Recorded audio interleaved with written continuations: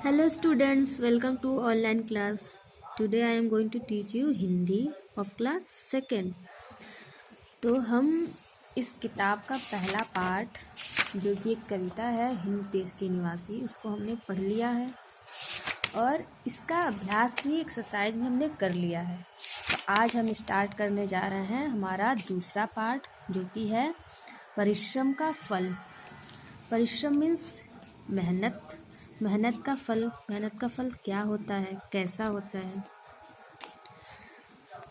जब हमारा एग्ज़ाम होता है तब हम क्या करते हैं, अच्छे से पढ़ाई करते हैं, ठीक है ना, अच्छी मेहनत करते हैं, तब उसका फल कैसा आता है, उसका रिजल्ट कैसा आता है, तब उसका रिजल्ट अच्छा आता है। जब हम अच्छे से पढ़ाई करते हैं, अच्छा मेहनत करते हैं तो उसका रिजल्ट अच्छा आता है।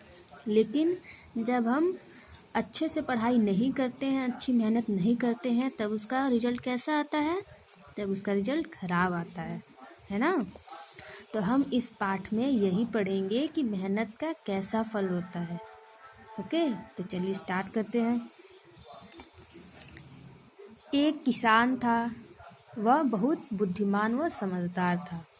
ठीक है, वह बहुत परिश्रम करता था, दिन रात मेहनत करके अपने परिवार का लालन पालन करता था।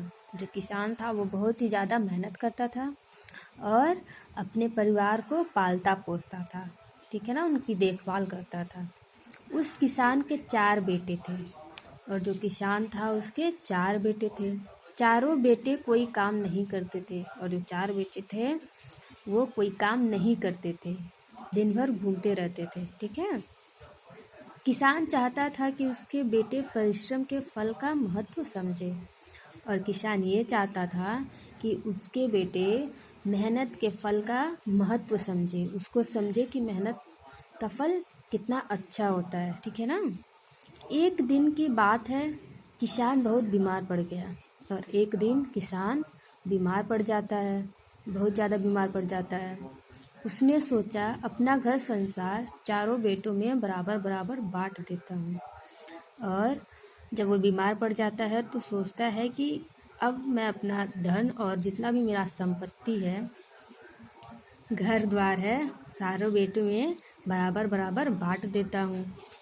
परंतु इससे पहले उसे एक तरकीब सूझी, लेकिन धन बांटने से पहले उसके दिमाग में कोई उपाय आया, ठीक है ना, कोई आइडिया आया।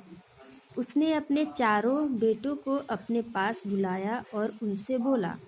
तब किसान क्या करता है, अपने चारों बेटों को अपने पास बुलाता है और उनसे कहता है, क्या कहता है, अब मेरा अंतिम समय निकट आ गया है।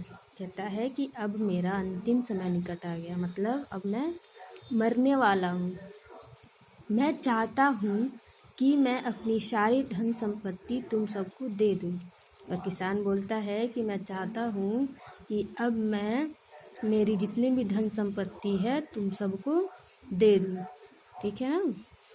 लेकिन इसके साथ ही किसान ने एक शर्त रखी। लेकिन इसी के साथ किसान का एक शर्त भी था। क्या शर्त था, वह सबसे ज़्यादा धन संपत्ति उसको ही देगा जिसकी फसल सबसे अच्छी होगी। किसान बोलता है कि मेरी एक शर्त है, वो ये है कि सबसे ज़्यादा मैं धन उसी को दूंगा, उसी बेटे को दूंगा जो सबसे अच्छी फसल उगाएगा, ठीक है ना, जिसकी फसल सबसे अच्छी होगी। उसने अपने चारों बेटों को धान की रुपाई करने के लिए कहा और किसान अपने चारों बेटों को धान की रुपाई करने के लिए कहता है, धान उगाने को कहता है। चारों बेटे तैयार हो गए और उसके चारों बेटे धान की रुपाई करने के लिए तैयार हो जाते हैं। सबने कुदाल उठाई और खेत में चले गए। सब चारों बेटे कुदाल उठाकर खेत में चले जाते हैं। आगे देखते हैं। चारों बेटे ने खेत के चारों कोनों में अपनी अपनी फसल उगानी शुरू कर दी। तब उसके जो 4 बेटे होते हैं खेत को 4 भागों में बांटते हैं और अपनी अपनी फसल उगाना शुरू कर देते हैं। वह फसल की बहुत देखभाल करते हैं। उसके चारों बेटे उसकी फसल की बहुत देखभाल करते हैं। फसल के लिए सिंचाई का भी बहुत ध्यान रखते हैं और फसल में कब पानी देना है, कब खाद डालना है, ये सब का भी बहुत ज़्यादा ध्यान रखते हैं। अंत में उनकी मेहनत रंग लाई और लास्ट में उनका मेहनत रंग लाया, मीन्स उनकी मेहनत का अच्छा फल मिला। चारों को उनकी फसल से प्राप्त अनाज के अच्छे दाम मिले।